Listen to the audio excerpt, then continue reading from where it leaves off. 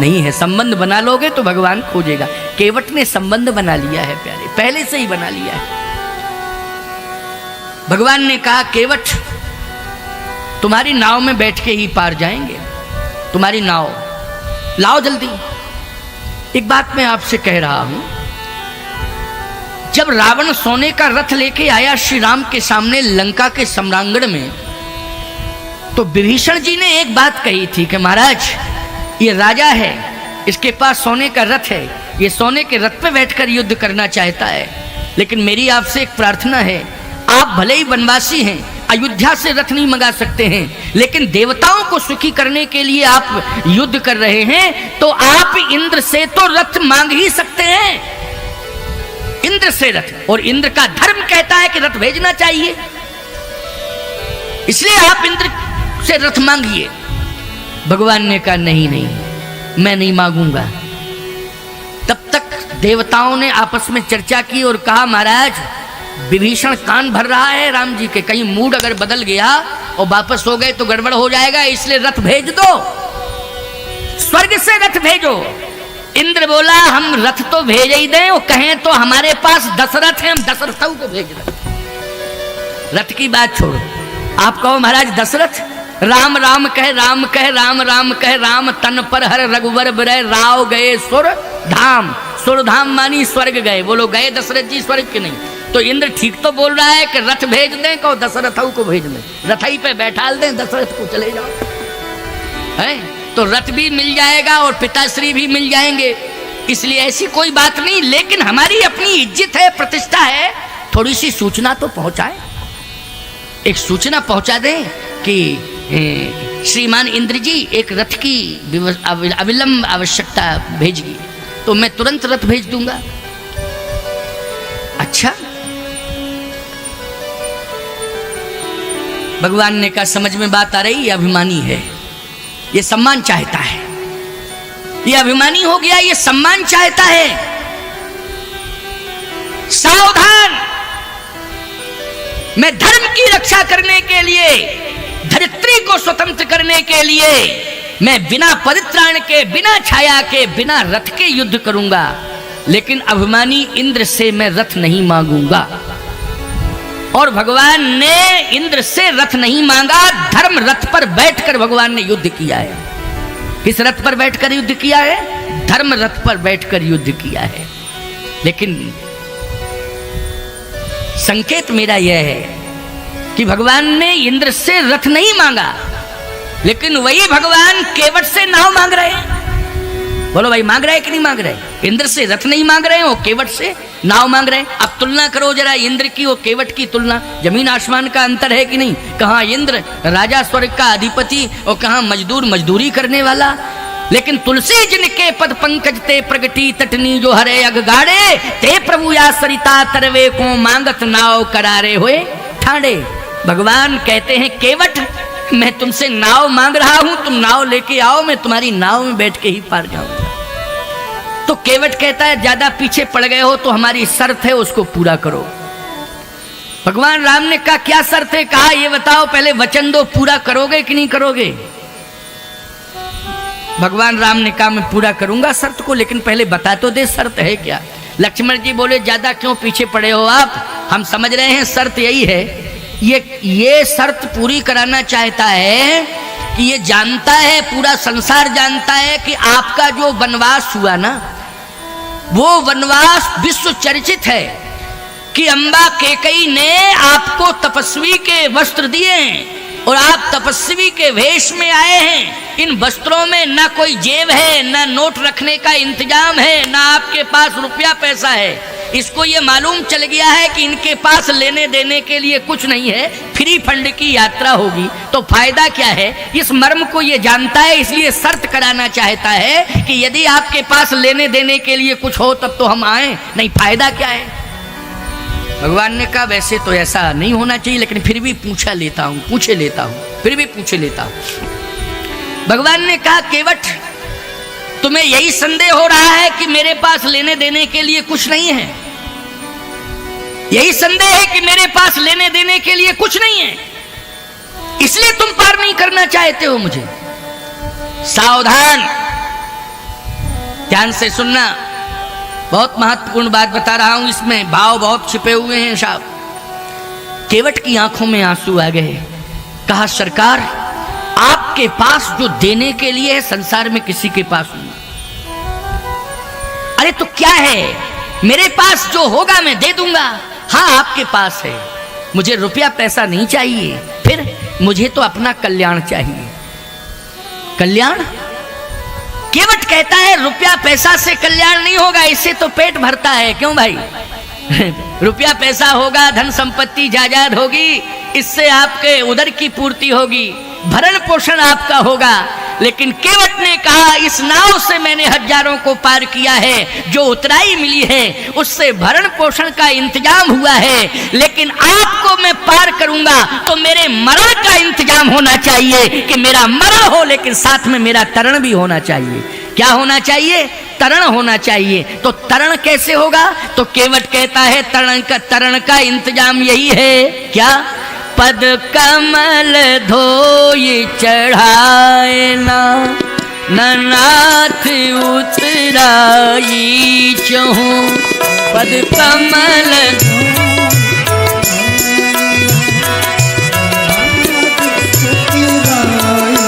चहूं, पद कमल धोई चढ़ाए ना, नाथ उतराई चहूं।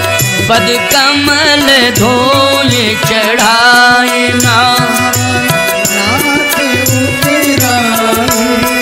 ओ मोहे राम रावुर आन दशरथ सफत सब साची कहूँ। मोहे राम आन दशरथ सफत सब साची कहूँ। पद कमल धोई चढ़ाए ना, नाथ उतराई चहूं। पद कमल धोए चढ़ाए नाव, न नाथ उतराई चहूं। आपके चरण का चरणोदक चाहिए मुझे। अच्छा बोलो, उद्धार किससे होगा? संपत्ति से होगा कि भगवान के चरणोदक से होगा? भगवान के चरणोदक से उद्धार होगा। इसलिए मुझे उद्धार चाहिए, आप अपने चरण का चरणोदक मुझे दीजिए। अगर आप चरणोदक दे सकते हो तब तो मैं आऊं, और यदि आप नहीं दे सकते हैं तो मैं नहीं आऊंगा। भगवान ने कहा यह श्रद्धा का विषय है, इसमें किसी प्रकार की हट नहीं करना चाहिए।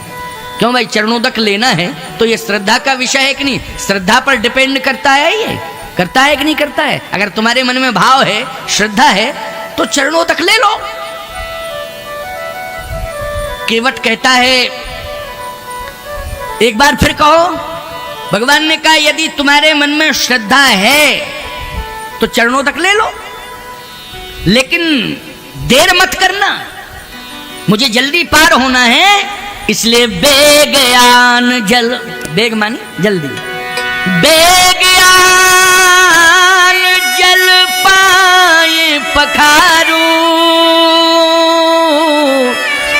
और होत विलंब उतारहूं पारू। बेग मानी जल्दी, जल्दी क्या लाओ? जल। जल मानी गंगा जल, जल्दी गंगा जल लाओ, हमारे पैर पखारो, चरणोदक लो, पार करो। जैसे ही केवट ने ये शब्द सुना कि जल्दी जल ले आओ, तो केवट गंगा जी की तरफ नहीं गया, गांव की तरफ गया। देखो साहब, जल कहाँ मिलता? गंगा जी में मिलता कि गांव में मिलता? ये बताओ।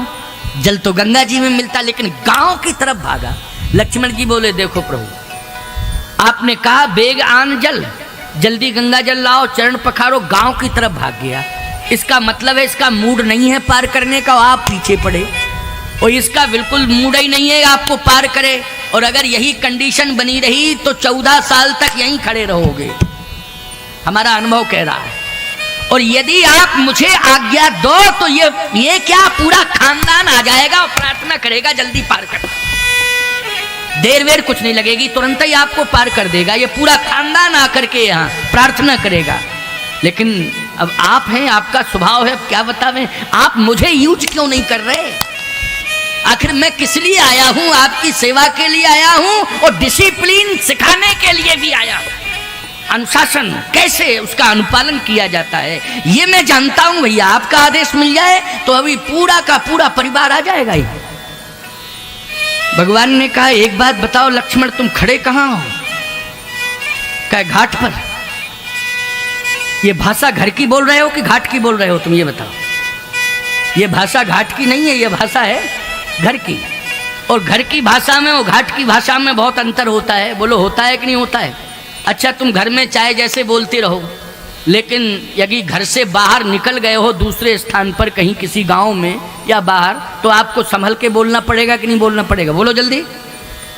भाषा संभल के ही बोलो, देश काल परिस्थिति को देख के ही बोलना चाहिए, बिना विचारे कभी नहीं बोलना चाहिए। लक्ष्मण ये तुम्हारी बिना विचार की भाषा है कि पूरा खानदान आ जाएगा और 1 मिनट में अभी जो है सब पार कर देंगे आपको। आप मुझे आज्ञा तो दो, मुझे आदेश तो दो। नहीं नहीं नहीं,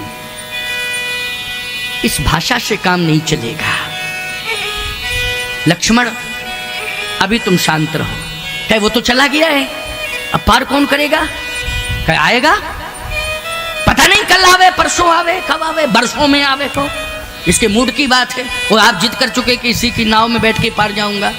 भगवान बोले बरसों में नहीं आएगा, परसों भी नहीं आएगा, अभी अभी आएगा। आपका विश्वास बोल रहा, हाँ मेरा विश्वास कह रहा अभी अभी आएगा। और वास्तव में थोड़ी देर बाद एक बड़ा सा कठौता लिए चला आ रहा है। लक्ष्मण जी बोले ये नया आइटम क्या है?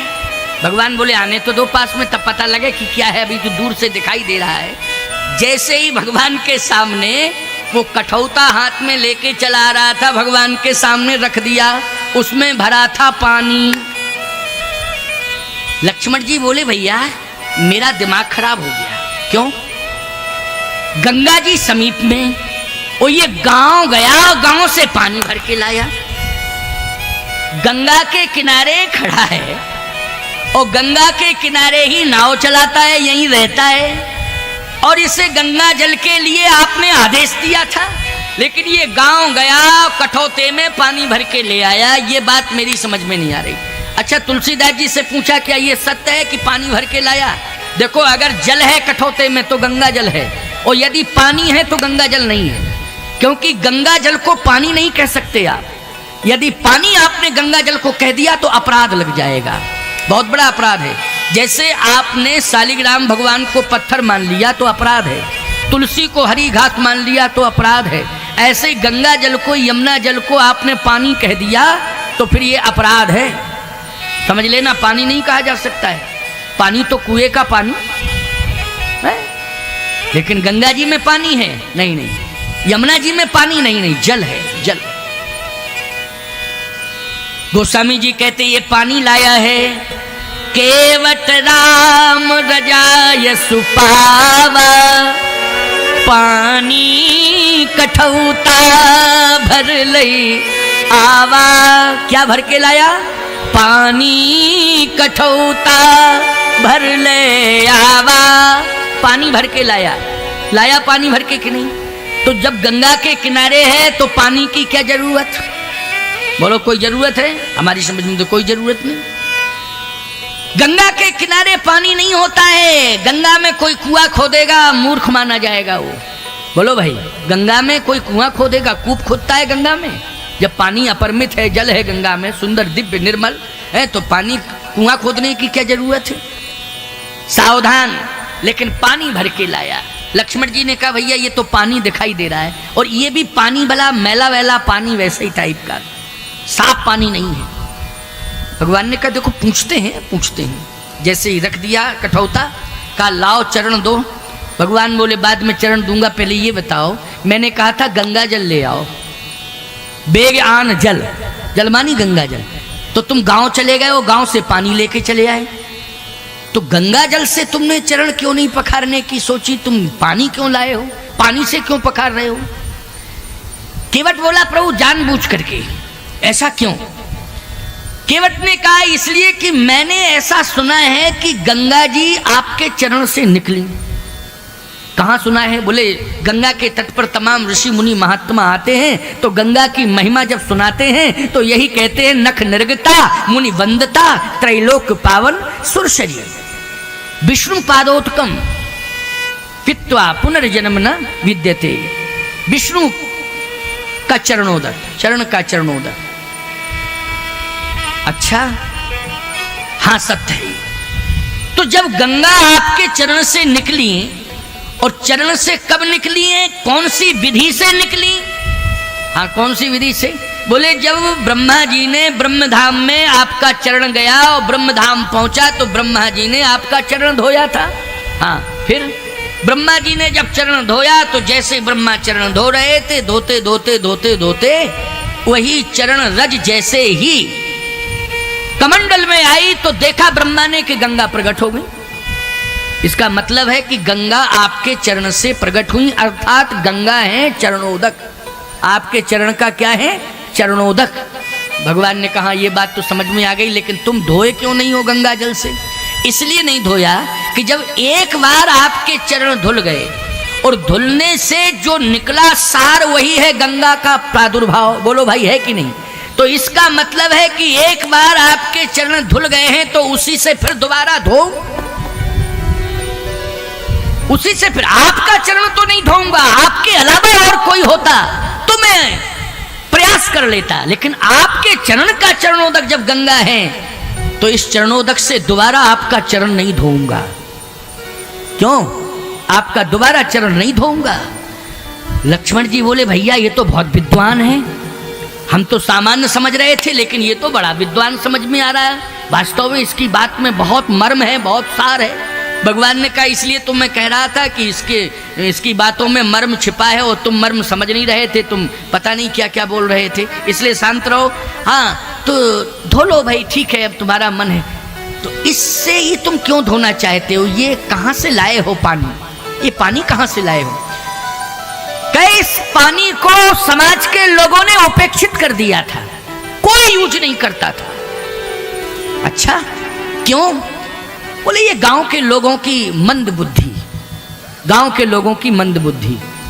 अच्छा, हे प्रभु ये जल, ये पानी इंतजार कर रहा था कि मेरा भी उद्धार होगा, कभी मेरा भी उद्धार होगा। और इस पानी के मर्म को मैं समझ रहा था कि ये उद्धार चाहता है कि मेरा उद्धार हो। याद रखना, कोई जलाशय है उसमें कूड़ा कचरा मत डाला करो, कूड़ा कचरा मत डाला करो। जलाशय को पवित्र रखो जिसमें जल भरा हुआ है। ये अपमान है वरुण देवता का, समझ लेना, ये जल का अपमान है। इसलिए कभी भी नदी हो, कूप हो या सरोवर हो, ज्यादा से ज्यादा सफाई कर सकते हो तो सफाई करिए, आप उसमें कचरा मत डालिए। इस बात का ध्यान रखिए।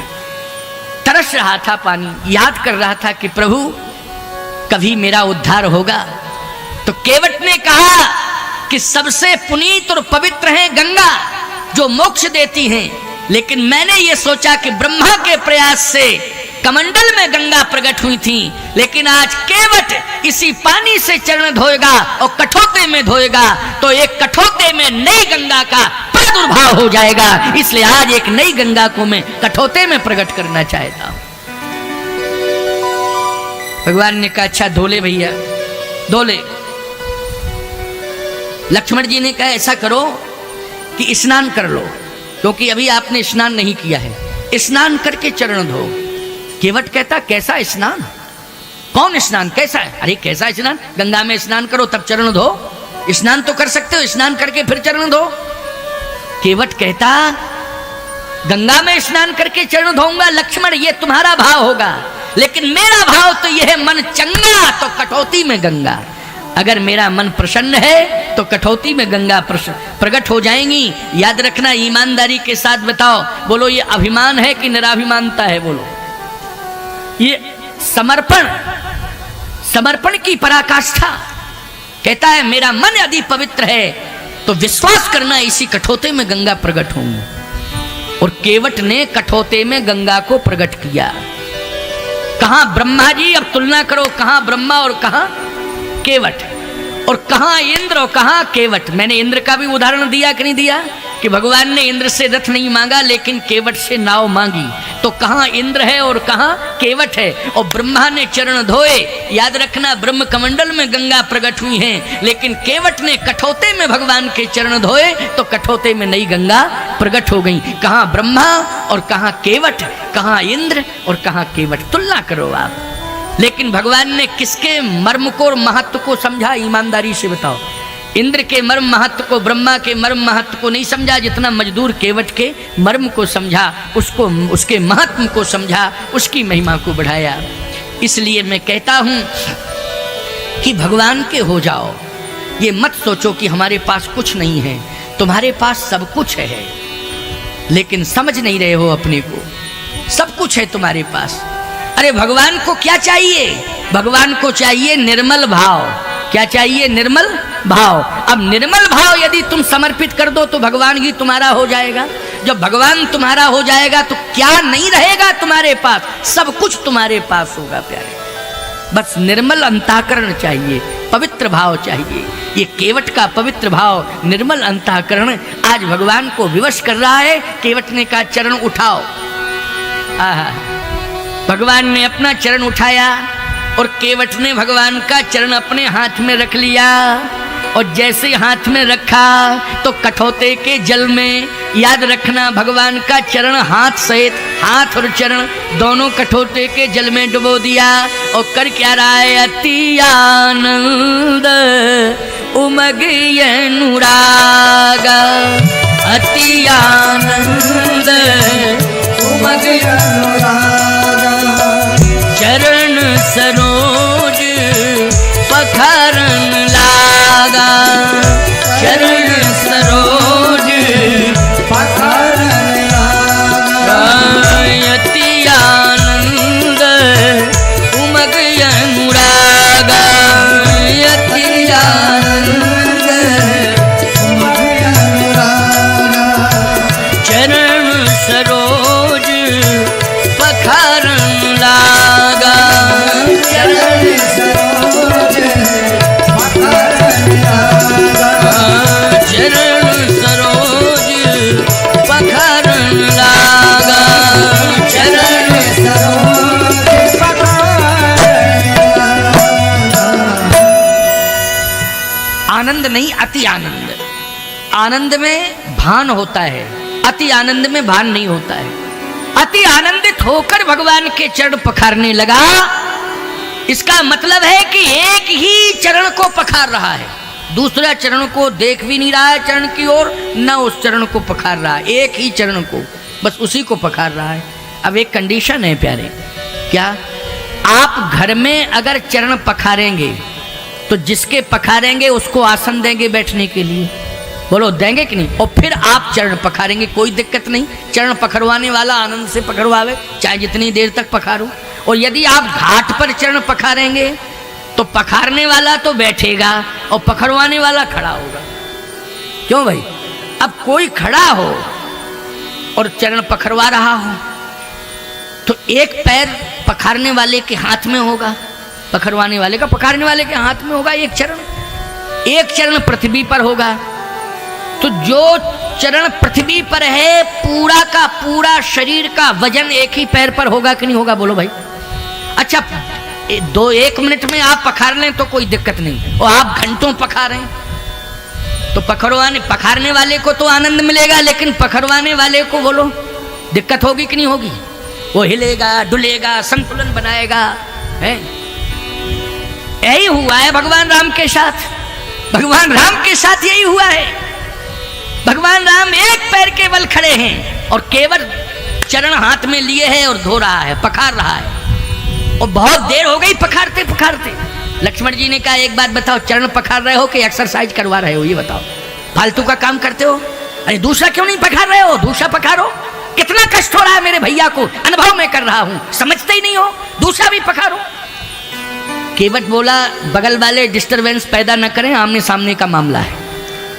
जिसके चरण पखार रहा हूं वो स्वयं कहे कि हमें कष्ट हो रहा है, ये बगल वाले क्यों बीच में बोल रहे हैं? भगवान राम ने कहा लक्ष्मण पहले मना किया था तुमको मैंने कि तुम बीच में मत बोलो, लेकिन तुम बीच में क्यों बोल रहे हो? चुप रहो।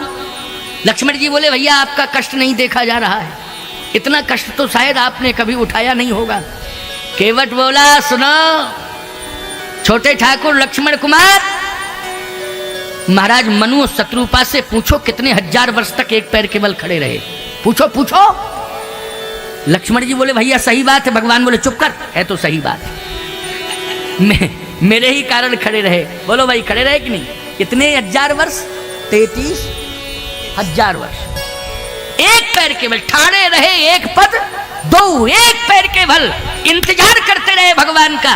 केवट ने कहा, याद है आपने एक पैर के बल खड़ा किया हजारों हजारों वर्षों तक, तब आप आए थे, इसलिए आपको मैं याद दिला रहा हूं कि एक पैर के बल खड़े होने में कैसा लगता है, अनुभव करो।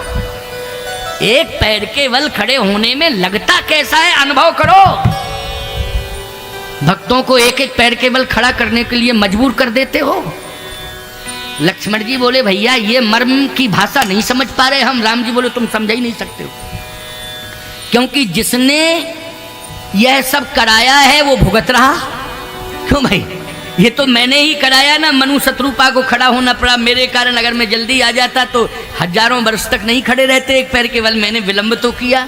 लक्ष्मण जी बोले, भैया तो अब मामला कैसे निपटेगा ये बताओ। भगवान बोले, अब देखता हूं, विचार करता हूं। केवट दूसरा चरण धो लो, ठीक है ना, कोई दिक्कत की बात, दूसरा धो लो, इसमें क्या परेशानी। केवट कहता है, शर्त है। भगवान बोले, क्या शर्त है? केवट बोला, शर्त ये कि जैसे मैं चरण आपका धो रहा हूं, हाँ, धोने के बाद आप इसे रखेंगे कहाँ? भगवान ने कहा, गंगा जी की रेत में रखूंगा। तो केवट बोला, फिर धोने से फायदा क्या है, वैसा ही का वैसा हो जाएगा। भगवान बोले, वो तो कभी ना कभी रखना ही पड़ेगा, तेरे ही हाथ में रहेगा क्या मेरा चरण? यही भाव है कि तेरे ही हाथ में हमेशा चरण बना रहे, धरती पर नहीं रखूंगा। केवट बोला, धरती पर तो रखेंगे, लेकिन मेरा प्रयास है कि दोनों चरण अपने हाथ में एक ही बार में, एक ही साथ में दोनों चरण अपने हाथ में रखूं और एक साथ धोऊं, फिर एक साथ आप धरती पर रखें। भगवान राम ने कहा, संतुलन नहीं बिगड़ जाएगा? जैसे एक चरण तेरे हाथ में है और दूसरा उठा के चरण तेरे हाथ में रखूंगा, जब दोनों रखूंगा तो मैं गिर जाऊंगा कि नहीं गिर जाऊंगा? संतुलन मेरा बिगड़ जाएगा, मैं खड़ा कैसे रहूंगा? केवट बोला, ऐसे कैसे गिर जाएंगे आप? हम किस लिए हैं? आपको गिरने ही नहीं देंगे, आप मेरे ऊपर विश्वास तो करो। लक्ष्मण जी बोले, प्रभु पूरा संसार आपके भरोसे है और आप पूरे संसार को गिरने से बचाते हैं, लेकिन इस संसार में एक इकलौता ऐसा है जो आपको गिरने से बचा रहा है। आपको गिरने से ये संसार में इकलौता प्राणी मुझे दिखाई दे रहा है। भगवान बोले, तुम इस मर्म को नहीं समझते हो लक्ष्मण, अब इसकी बात मुझे माननी पड़ेगी। तो केवट तेरा सहारा कैसे लूंगा?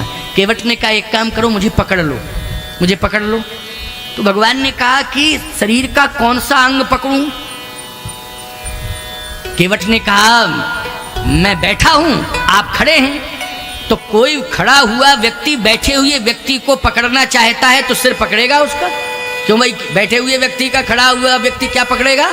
सिर पकड़ेगा। तो क्या पकड़ना है? सिर पकड़ो। भगवान ने कहा, अच्छा अच्छा तुम कह रहा है। तो भगवान ने हाथ बढ़ाया, देखो एक चरण केवट के हाथ में है भगवान का, भगवान का एक चरण किसके हाथ में है? केवट के हाथ में। और भगवान ने जैसे ही हाथ बढ़ाया तो आज भगवान का हाथ भी केवट के माथ पर आ गया। भगवान का एक हाथ केवट के माथ पर है, भगवान का एक चरण केवट के हाथ में। दृश्य यह है साहब। अब केवट कहता है कि दूसरा चरण उठाओ, दूसरा उठाओ। भगवान ने जैसे उठाने की कोशिश की तो भगवान हिलने लगे। केवट कहता, नहीं नहीं नहीं, दूसरा हाथ फ्री क्यों कियो? ये दूसरा हाथ फ्री क्यों कियो? इससे भी पकड़ो ना, इससे भी पकड़ो। भगवान ने कहा, पकड़ता हूं, कोशिश करता हूं। जैसे भगवान ने दूसरा हाथ बढ़ाया और दूसरा हाथ भी केवट के माथ पर रख दिया। अब दोनों हाथ भगवान के केवट के माथ पर। अब केवट कहता है, दूसरा चरण उठाओ, उठाओ दूसरा चरण। क्या बात है साहब। भक्त बड़े भगवान से, बोलो, छोटे हैं भगवान, भगवान से बड़े भक्त हैं प्यारे। मोरे मन प्रभु अस विश्वासा, राम ते अधिक राम कर दासा। राम से अधिक राम के दास की महिमा है। इसलिए प्यारे, भगवान बनने की कोशिश मत करना, भगवान का दास बनने की कोशिश करना। भगवान का दास बन जाओगे तो भगवान से बड़े कहलाओगे, भगवान की दृष्टि में बड़ी महिमा रहेगी। इसलिए दास बनने में महिमा है, भगवान बनने में कोई महिमा नहीं है। इसलिए केवट कहता है कि दूसरा चरण उठाओ। अब भगवान दूसरा चरण उठाए हैं और जैसे उठाए और हाथ में रखे केवट के, तो दोनों चरण आज केवट के हाथ में भगवान के, और दोनों हाथ भगवान के केवट के माथ पर। बोलो, दृश्य यही है कि नहीं? अच्छा, ये पूरा ब्रह्मांड किसके हाथ में? भगवान के हाथ में। पूरा ब्रह्मांड भगवान के हाथ में। लेकिन आज भगवान किसके हाथ में? भक्त केवट के हाथ में। बोलो, है कि नहीं? भगवान के दोनों चरण केवट के हाथ में, भगवान के दोनों हाथ केवट के माथ पर। भक्तों की श्रृंखला में, भक्तों की श्रृंखला में याद रखना, सबसे बड़ा भक्त सिद्ध हुआ है केवट।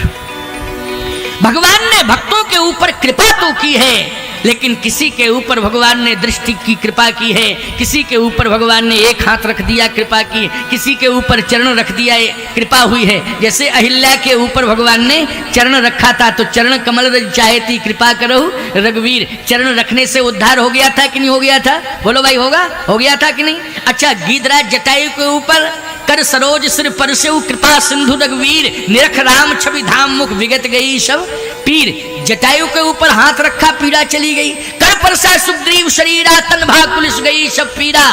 भगवान ने सुग्रीव के ऊपर हाथ रखा, पीड़ा चली गई। जटायु के ऊपर हाथ रखा, पीड़ा चली गई। जैसे ही अहिल्या के ऊपर चरण रखा तो उसकी पीड़ा चली गई। कृपा की है, चरण की हाथ रख के कृपा की है। लेकिन केवट के ऊपर इतनी बड़ी कृपा की है कि भगवान के दोनों चरण केवट के हाथ में, भगवान के दोनों हाथ केवट के माथ पर। सारा ब्रह्मांड भगवान के हाथ में है, लेकिन ब्रह्मांड के सहित ब्रह्मांडाधिपति आज भक्त केवट के हाथ में है। बरस सुमन सुर सकल सिहाही, यही संपूर्ण पुंज को नहीं। देवता बरसात करने लगे, साफ फूलों की वर्षा। सकल सुर सिहाही, बरस सुमन सुर सकल सिहाही। सकल जितने देवता 33 करोड़ हैं, वो सब पुष्पों की वर्षा कर रहे हैं। यही संपूर्ण पुंज को नाही, इसके समान संसार में कोई पुण्य पुंज नहीं है। वाह! अति आनंद उमगे अनुरागा, चरण सरोज पखारन लागा। जब बहुत देर हो गई, भगवान ने कहा अब तो चरण तूने पखारे ही लिए भैया, अब पार तो कर दे, पार पार कर। केवट कहता है, प्रभु पार तो करना चाहिए, लेकिन भगवान ने कहा लेकिन लग गया इसलिए संदेह है, अब पार नहीं करेगा तू। क्योंकि जहां लेकिन, अगर, मगर, परंतु ये लग जाए तो समझ लो कि संदेह है ना? है नहीं? जैसे आप किसी के पास पहुंचे, अपने मित्र ही के पास पहुंचे, और जैसे मित्र के पास पहुंचे कहे भैया तुम मेरे दोस्त हो, मुझे अमुक वस्तु की आवश्यकता है, आपके पास है, आप दे दोगे तो मेरा काम चल जाएगा, मुझे परम आवश्यकता है इस समय, इसलिए आया हूं, वैसे मैं आता नहीं। आप मेरे मित्र हो, मुझे विश्वास है कि मैं जाऊंगा मांगूंगा तो आप दे देंगे। हाँ बिल्कुल, आप मेरे मित्र हैं, मुझे देना तो चाहिए, लेकिन, बस लेकिन लग गया तो समझ लेना वो मिलना मिलना कुछ नहीं है। समझ रहे हो कि नहीं? बस यहीं पर भ्रम हो गया ना, यहाँ मिलना मिलना कुछ नहीं है। लेकिन, अगर, मगर, तगर, परंतु जहां लग जाता है वहां पर संदेह हो जाता है। जैसे केवट ने कहा पार तो करना चाहिए, लेकिन भगवान ने कहा लेकिन क्यों लगा दिया, क्या चाहते हो? अब तो चरण धो लिया तुमने, अब पार करने में क्या दिक्कत है? पार करो जल्दी, विलंब हो रहा है। केवट बोला बात यह है कि मैं सपत्नीक आपके चरण पखारना चाहता हूं। सपत्नीक।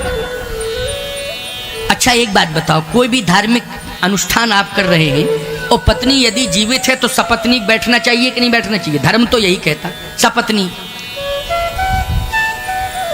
केवट ने कहा कि मैं सपत्नीक आपके चरण धोना चाहता हूं।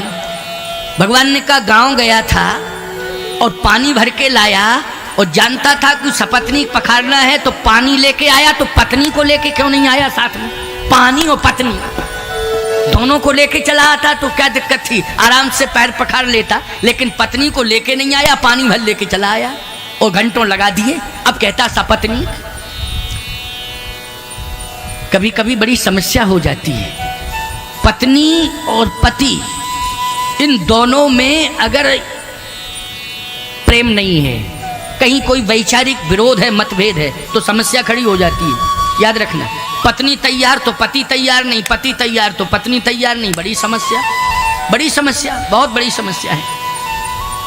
एक बार की घटना बताया आपको, ये बिल्कुल सत्य घटना है। पति पत्नी में पता नहीं किस बात को लेकर के मतभेद हो गया। अब पत्नी भी घर में, पति भी घर में, इत्तेफाक से हम पहुंच गए। जैसे पहुंचे तो वो आया बड़े प्रेम से श्रद्धा लेकर के और चरणों में गिर गया पति, और कहता है स्वामी जी आप बहुत अच्छे समय पर आए, भगवान ने बड़ी कृपा की, अब मुझे भरोसा हो गया कि अब हमारा काम बन जाएगा। तो हमने समझा कि पता नहीं क्या कोई समस्या होगी, कुछ होगा, बताएगा। बैठ गया मैं, पारात लेकर के आया, कोपर एक लोटे में पानी भर के लाया, बोले चरण धो लूं। तो हमारे साथ में एक पंडित जी थे, उन्होंने कहा अकेले क्यों धो रहे हो, पत्नी नहीं है क्या, मायके गई क्या? बोले नहीं नहीं घर में ही है। तो पत्नी को बुला ना, सपत्नी धो। तो कहता है कि मैं धो रहा हूं, अगर किसी को धोना हो तो धो ले, नहीं मैं तो धो ही रहा हूं।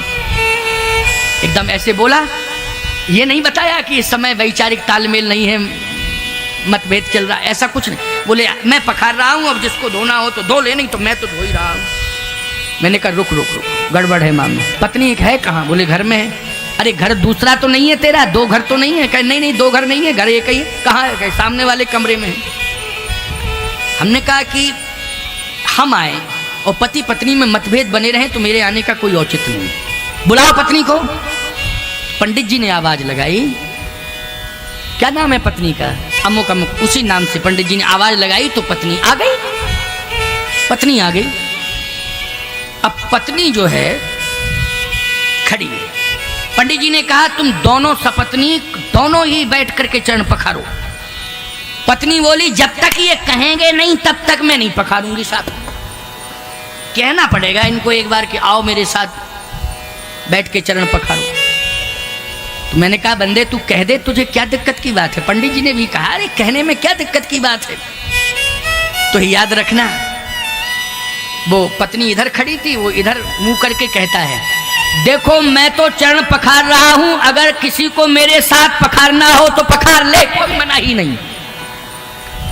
अब पंडित जी ने कहा डायरेक्ट नहीं इनडायरेक्ट कहा है, अब तू बैठ जा, कम से कम इनडायरेक्ट तो कहा है। तो पत्नी कहती है कि भले ही इनडायरेक्ट कहा हो, लेकिन इस बात का मुझे विश्वास हो गया कि महात्मा ना आए होते तो मैं किसी की बात नहीं मानती, मैं तो महात्मा की मान रही हूं, इसलिए साथ में बैठकर चरण पखार। महात्मा ना कहते तो मैं किसी की नहीं मानती। हमने कहा चलो कम से कम महात्माओं की महिमा तो आज घर में सुरक्षित है, क्यों भाई बोलो, है कि नहीं? किसकी महिमा? महात्माओं की। इसलिए महात्माओं को घर में बुलाया जाता है कि चरण पड़ जाएं तो जितने भी अमंगल ग्रह होंगे वो सारे के सारे अमंगल ग्रह जो है पलायन कर जाएंगे, घर छोड़ के भाग जाएंगे। ये अमंगल ग्रह ही कराते हैं, चाहे तो पिता पुत्र में मतभेद हो जाए, चाहे पति पत्नी में मतभेद हो जाए प्यारे, चाहे परिवारी जनों में मतभेद पैदा हो जाए, अमंगल ग्रह कराते हैं। और अमंगल ग्रह दूर कब होते हैं? बोले सेवक सदन स्वामी आगमनु, मंगल मूल अमंगल दमनु। महात्माओं के चरण पड़ जाते हैं घर में तो अमंगल विदा हो जाते, अमंगल सदा सदा के लिए चले जाते, मंगल ही मंगल का वास होता है। तो केवट ने कहा सरकार आप आए और सपत्नीक मैंने चरण नहीं पखार पाया तो ये मेरा दुर्भाग्य होगा, इसलिए सपत्नीक मैं चरण पखारूंगा, आप अनुमति दे दो। भगवान ने कहा कोई बात नहीं, थोड़ा विलंब ही तो होगा, जाओ पत्नी को ले आओ। लेकिन पहले क्यों नहीं ले आए थे? इसलिए नहीं ले आया था, मतभेद कुछ नहीं है। तो मतभेद नहीं था तो कहना तो चाहिए था। कहा मैंने कहा तो था, लेकिन थोड़ा सा तैयारी करने में देर हो गई, वो तैयार होने लगी, क्योंकि तैयारी ये करती हैं तो थोड़ा विलंब हो जाता है। कितने बार तुम्हारी ट्रेन चूक गई? बोलो चूक गई, ट्रेन चूक गई, टिकट गड़बड़ हो गया, क्योंकि अच्छा तुम थोड़ा ज़्यादा कहोगे, टोकोगे, जल्दी करो तो एकदम कह देंगे जल्दी हो तो चले जाओ, ज़्यादा जल्दी है तो जाओ। तो तुम कहते हो नहीं नहीं नहीं नहीं, कोई बात नहीं कोई बात नहीं, तुम्हें साथ लेके जाएंगे, अकेले नहीं जाएंगे, चलो तैयार हो जाओ, लेकिन थोड़ा सा जल्दी कर लो, समझा देते हो। केवट कहता है मैंने कहा तो था कि भगवान आए हैं, चल मेरे साथ। तो कहती है मैं अभी आती हूँ, तैयार हो लूँ ना, हो सकता है स्नान करने लगी हो। अच्छा अच्छा कोई बात नहीं, स्नान करने लगी, इसका मतलब स्नान का महत्व जानती है तेरी पत्नी। तू तो कहता था मन चंगा तो कठौती में गंगा, लेकिन चलो तूने ही स्वीकार किया कि मेरी पत्नी स्नान करने लगी, इसलिए विलंब हो गया, चलो लेके आओ। गया, पत्नी से कहता है केवटानी से, देर क्यों कर रही है, भगवान खड़े हैं, चल भगवान के चरण पखार ले। क्या कहती है केवटानी, मैं तो तैयार ही थी, लेकिन आप उतावले थे, आप चले गए और मैं घर में ही रह गई, तो तू चली आती पीछे पीछे। नहीं नहीं नहीं, घर में बच्चे भी तो हैं, माँ बाप भगवान के चरणों से जुड़ जाएं और संतान ना जुड़े तो ये भी तो दुर्भाग्य है माँ बाप का। क्या बात है साहब, बोलो कितनी बड़ी सोच है, समझ में बात आ रही कि नहीं आ रही। वो पत्नी कह रही है कि हम दोनों पति पत्नी जुड़ जाते भगवान के चरण से, लेकिन बच्चों को ना जोड़ पाते तो ये दुर्भाग्य माना जाता कि नहीं माना जाता। इसलिए मुझे बच्चों की चिंता लग रही थी, बच्चे गांव में चले गए थे, जब तक वो लौट के नहीं आ जाते तब तक मैं कैसे जाती, इसलिए इंतजार में बच्चों का कर रही थी कि जब बच्चे आ जाएंगे तो अपने साथ बच्चों को ले जाऊंगी और परिवार के सहित बच्चों के सहित भगवान के चरणों में समर्पित हो जाऊंगी। ये इस भाव को लेकर के मैंने विलंब किया है। बहुत सुंदर सोच है, यही सोच होनी चाहिए। बच्चों को संस्कार दो, भगवान से जोड़ो। आज केवटानी के मन में यही तो भाव आया कि मैं बच्चों के कारण नहीं जा पाई। किसके कारण? बच्चों के कारण। तो आज याद रखना, बच्चों को लेकर के दोनों आ रहे हैं, पति पत्नी केवट केवटानी दोनों अपने बच्चों को लेकर आ रहे हैं। अच्छा, जैसे ही बच्चों के सहित केवट केवटानी दोनों आए तो भगवान ने कहा अब विलंब मत करो, पूरा परिवार आ गया कि नहीं? हाँ, अच्छा ठीक, चरण पखार। केवट केवटानी बच्चे सभी मिलके भगवान के चरण पखार रहे हैं। प्यारे, ये भाव, ये सुंदर विचार, सुंदर दृश्य, केवट केवटानी परिवार बच्चों के सहित भगवान के चरण पखार रहे हैं। आहा, मंत्री सुमंत रोता हुआ जा रहा है और एक परिवार मजदूर का है जो आज पूरा परिवार भगवान के चरण पखार रहा है। प्रसन्नता है, बोलो है प्रसन्नता कि नहीं? और प्रधानमंत्री रोता रोता जा रहा है कि भगवान ने मुझे भुला दिया, त्याग कर दिया, अब मैं क्या उत्तर दूंगा जाके अयोध्या में, सम्राट को क्या समझाऊंगा, कैसे चक्रवर्ती सम्राट को समझा पाऊंगा। लेकिन देखें, दृश्य देखें आप, वो माथा पटक रहा है, पछाड़ खा के गिर जाता है, फिर उठ जाता है, फिर चलने लगता है। लेकिन आज केवट का पूरा परिवार भगवान का चरण धोकर प्रसन्नता महसूस कर रहा है, आनंद ले रहा है। मजदूर के ऊपर कितनी बड़ी कृपा है, बोलो है कृपा कि नहीं है? जैसे ही परिवार के सहित बच्चों के सहित चरण पकड़ लिया, भगवान ने कहा अब पार करो। केवट कहता है प्रभु पार तो करना चाहिए, मगर लक्ष्मण जी ने कहा आ गया मगर, अभी लेकिन आया था मगर आ गया, अब पूछो ये मगर क्यों आया? भगवान ने कहा ये मगर क्यों लगा दिया?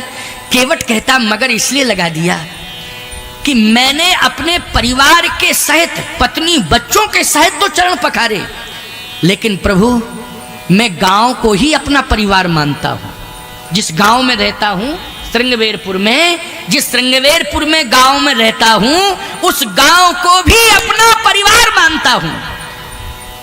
मैं चाहता हूं कि केवल मैं, मेरी पत्नी, मेरे बच्चे ही आपके चरणों से जुड़े, आपका चरणोदक लें और आपके चरणोदक को लेकर के इसको पान करें, अपना उद्धार कल्याण करें। यही मेरी सोच नहीं है। जिस गांव में मैं रहता हूं, पूरे परिवार के सहित, पूरे गांव के सहित गांव को अपना परिवार मानकर पूरे संपूर्ण गांव को, पूरे गांव को आपके चरणों से जोड़ना चाहता हूं कि पूरा गांव आपके चरणों से जुड़ जाएगा तो पूरे गांव का उद्धार हो जाएगा। ये भावना मेरे मन में है, इसलिए मैं चाहता हूं कि पूरे ग्राम वासियों को लाऊं और आपके चरणों से जोड़ दूं। भगवान ने कहा सोच तो बहुत अच्छी है। लक्ष्मण जी ने कहा हमारी भी एक सोच है। क्या सोच है? हमारी ये सोच है कि पूरा गांव इकट्ठा करेगा ये, फिर पूरा गांव चरण धोएगा, फिर कुछ दिन के बाद, कुछ समय बाद कहेगा कि रिश्तेदार रह गए, मामा, फूफा, जीजा, तमाम संबंधी, तो उनको बुलाता रहेगा और चरण पखरवाता रहेगा। 14 साल आप यहीं खड़े रहो, चरण पखरवाते रहो और 14 साल बाद फिर अयोध्या वापस।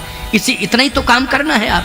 भगवान बोले नहीं नहीं नहीं, राक्षसों को मारना है। ऐसे कैसे, अभी गंगा पार करेंगे, राक्षसों को मारेंगे, अभी तो बहुत लंबी यात्रा है। लक्ष्मण जी बोले तो ऐसे यात्रा पूरी नहीं हो पाएगी, आपको कहना पड़ेगा संकोच छोड़कर। ये शर्त कर लो कि पूरे गांव के बाद तो नहीं रह जाएगा कोई, आप पूछ लो। भगवान ने कहा पूरे गांव को अगर ये श्रेय दे दिया जाए चरणोदक, चरण पखारने का, तो इसके बाद तो कोई समस्या। केवट बोला पूरा गांव अगर आपके चरणों से जुड़ गया तो मैं भी धन्य हो जाऊंगा, गांव भी धन्य हो जाएगा। अच्छा एक बात बताओ भाई, ये कथा व्यक्तिगत हो रही है, लेकिन व्यक्तिगत तो है पूरे परिवार के कल्याण के लिए ही नहीं, पूरे समाज के कल्याण के लिए। बोलो है कि नहीं, पूरे समाज के कल्याण के लिए। और यहां पर केवल एक गांव के नहीं, कई गांव के लोग बैठे हुए हैं, एक जिले के नहीं 2-4 जिलों के लोग यहां बैठे हुए हैं। क्यों भाई, बैठे हैं कि नहीं बैठे? इसका मतलब क्या है, उद्देश्य क्या है? इसका उद्देश्य है कि राम कथा से संपूर्ण समाज का कल्याण हो, यह उद्देश्य है, संपूर्ण समाज का कल्याण हो। और यही पवित्र उद्देश्य प्यारे भगवान को प्रसन्न करता है। भगवान इसी पवित्र उद्देश्य से प्रसन्न होते हैं, केवल फूल चढ़ाने से नहीं, केवल मिष्ठान चढ़ाने से नहीं, मुद्राएं चढ़ाने से नहीं। भगवान होते हैं पवित्र भावना से प्रसन्न होते हैं। यदि पवित्र भाव तुम्हारा है तो भगवान प्रसन्न हो जाएंगे। निश्चित रूप से शर्मा परिवार का ये पवित्र भाव है कि पूरा समाज भगवान की कथा सुन करके अपना कल्याण करे। सुरसरी सम सबकर हित होई, गंगा के समान कल्याण हो। तो आज केवट भी चाह रहा है कि पूरे गांव का कल्याण हो जाए, गांव जुड़ जाए। भगवान ने कहा बुला लो गांव वालों को। पूरे गांव को इकट्ठा किया केवट ने, अब पूरा गांव इकट्ठा हो गया। अब पूरे गांव के सहित भगवान के चरण केवट ने पखारे। फिर केवट जुड़ा है गांव के साथ और चरण पखार रहा, पूरा गांव चरण पखार रहा। सभी आनंद ले रहे हैं और याद रखना केवट को दुआएं दे रहे हैं। पूरे ग्रामवासी केवट को दुआ दे रहे हैं कि केवट अगर तूने प्रयास ना किया होता तो भगवान का दर्शन मुझे नहीं मिलता। तेरे प्रयास से आज भगवान का दर्शन मिल गया। भगवान कभी हमें नहीं मिलते, लेकिन तूने भगवान से जोड़ दिया। भगवान ने कहा क्यों भैया, आप पार कर दे, अब क्या दिक्कत है? अब तो पूरा गांव जो है चरणों तक ले चुका है, अब पार करने में क्या दिक्कत? केवट बोला पार तो करना चाहिए, परंतु। भगवान ने कहा लो अब परंतु आ गया। ये परंतु अब क्यों लग गया? अब कौन रह गया? तो केवट कहता है पुरखे और रह गए। पुरखे सावधान, पुरखे तो मर के चले गए भाई, अब पुरखे कैसे आएंगे? चरण पखाड़ने के लिए पुरखे आएंगे। लक्ष्मण जी ने कहा कि मुझे एक बात कहनी है। हाँ कहो कहो, क्या? मुझे ये पूछना है कि पुरखे तेरे तरे नहीं क्या? जब मरे तो तरे।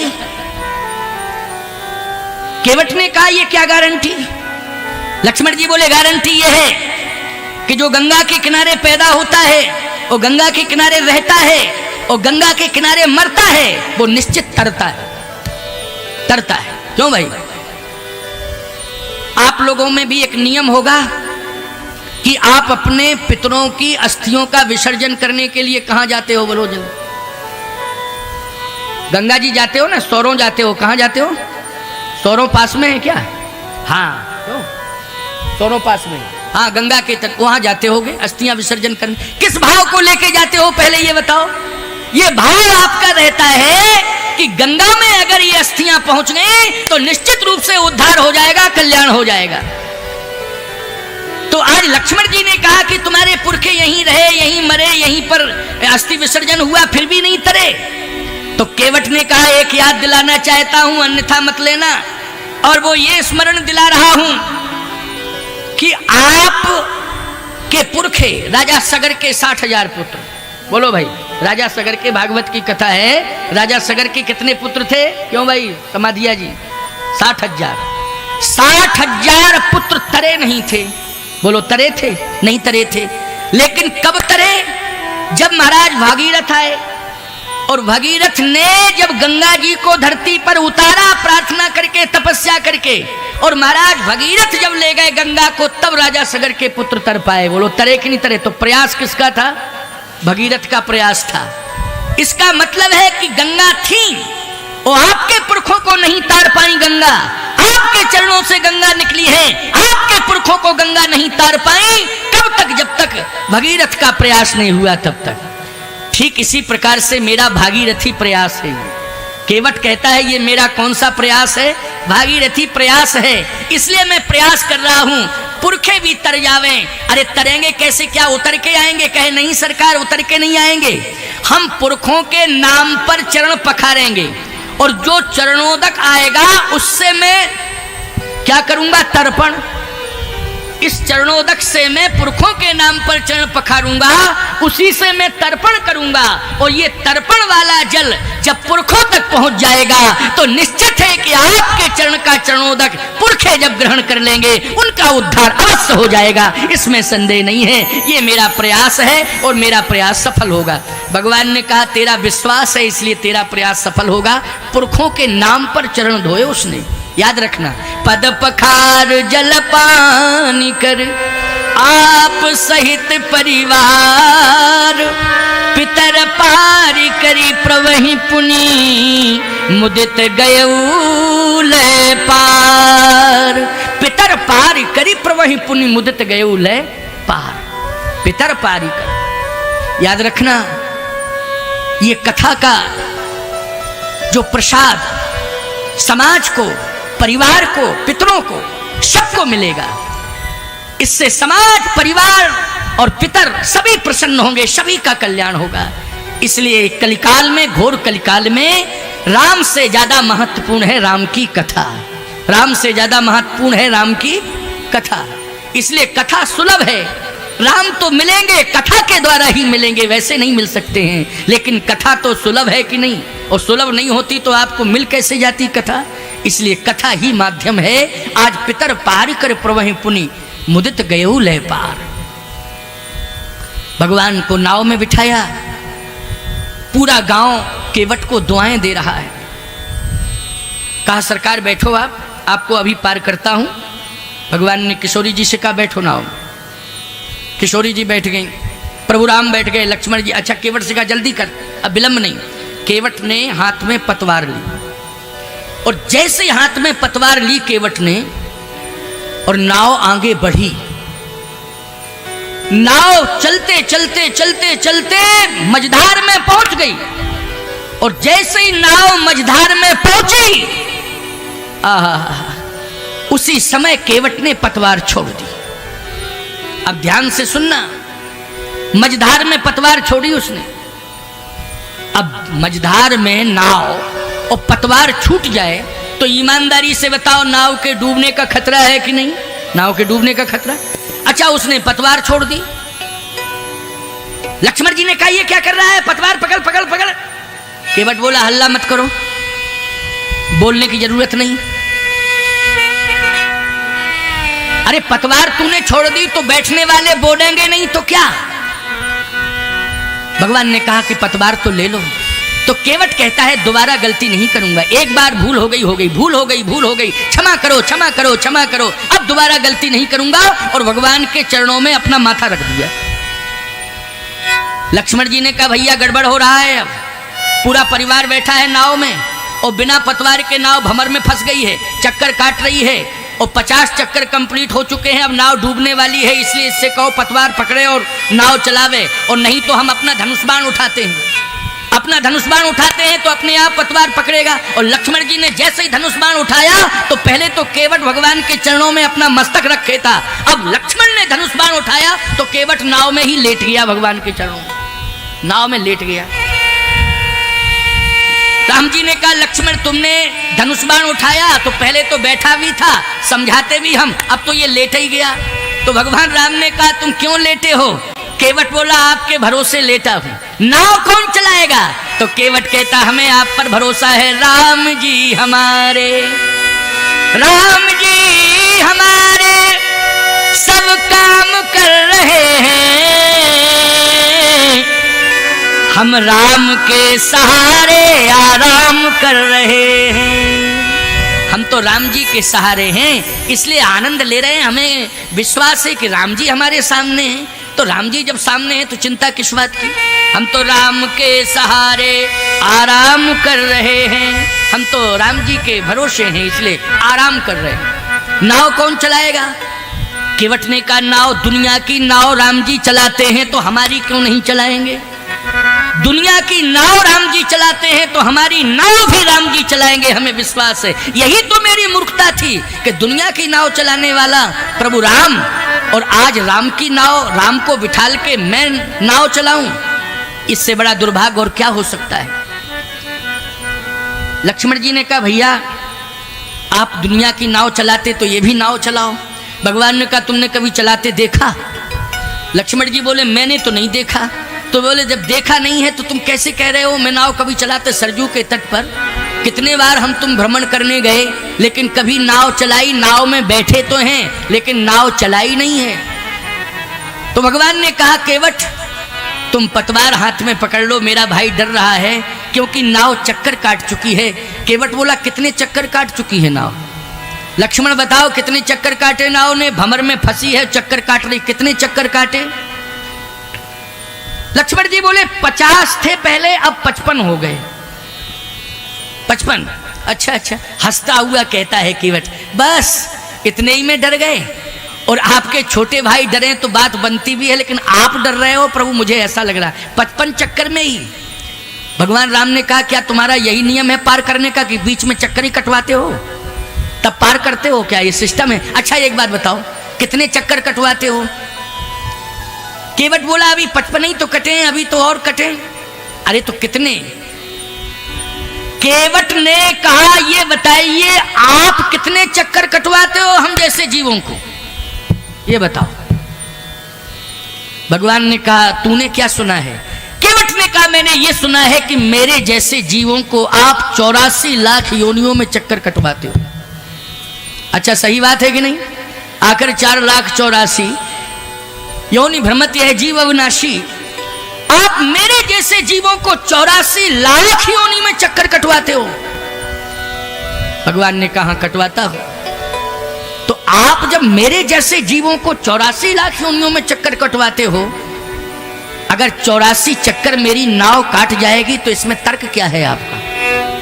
इसमें कौन सा आपका तर्क है ये बताएं। आप 84 चक्कर ही बर्दाश्त नहीं कर पा रहे हो। हमारे जैसे जीव 84 लाख योनियों के चक्कर में पड़े रहते हैं, भटकते रहते हैं, आप भटकाते रहते हो, चक्कर कटवाते रहते हो। हम जीवों को कैसा लगता होगा, क्या बीतती होगी? भगवान ने कहा केवट आज तूने मुझे झकझोर दिया, अभी तक किसी ने मुझे झकझोरा नहीं, लेकिन तूने आज मुझे झकझोर दिया। केवट आज मैं प्रतिज्ञा कर रहा हूं। भगवान ने गंगा जल हाथ में लिया और गंगा जल हाथ में लेकर भगवान ने कहा आज मैं प्रतिज्ञा करता हूं कि केवट तेरे जैसी निर्मल भक्ति जो भी समाज में करेगा उसे मैं 84 लाख योनियों के बंधन से मुक्त करता हूं, मुक्त करता हूं, मुक्त करता हूं। जो तेरे जैसी निर्मल भक्ति करेगा, निष्कपट भक्ति, याद रखना भक्ति तो करो लेकिन कपट नहीं होना चाहिए। भक्ति तो कर रहे हो ऐसी बात नहीं, लेकिन कपट बना रहता है तो फायदा क्या है भक्ति करने से? बोलो भाई, निष्कपट भक्ति होनी चाहिए।